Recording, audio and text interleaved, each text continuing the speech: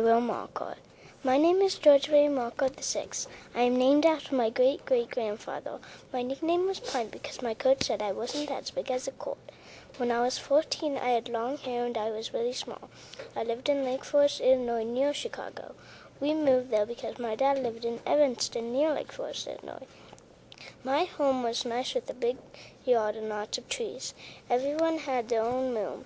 We didn't have any cell phones, computers, or cable TV. My earliest childhood memory was sitting in a car with my mom and dad when I was 3. I was sitting in the front seat with no seatbelt. I was in the newspaper when I was complaining that my hands were cold when I was 3 years old. My older sister Sydney was always loud and I always got in trouble. My older sister was more serious and my dad was always hardworking. My favorite toy was any kind of ball because I always loved sports.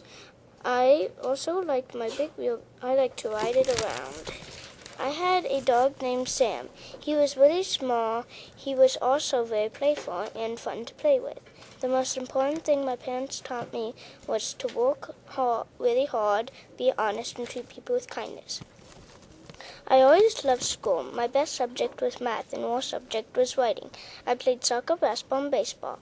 I played soccer on Wrigley Field in front of 30,000 people. It was cool. The popular thing back then were jam shorts. I owned lots of jam shorts. Also, long hair for boys were popular. I was also mentioned in the newspaper for trying out for the basketball team for Northwestern University.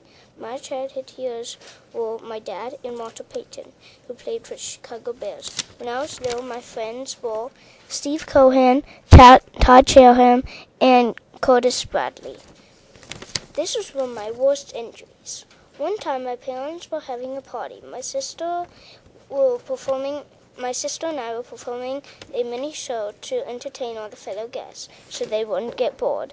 The guests left, but we didn't care. We just kept performing like they were still watching our mini show. When I was doing a cartwheel, my sister pushed me. I fell like a tree tumbling to the ground. I hit my head right smack on the corner of the table. I was screaming in pain. My earlobe had gotten caught on the very edge of the table. My earlobe had ripped almost in half. My mom and dad came sprinting in and saw me on the ground. My ears bleeding as fast as lava pouring out of a volcano. They knew it was serious enough that they had to rush me to the nearest hospital. We went to a really cool emergency room.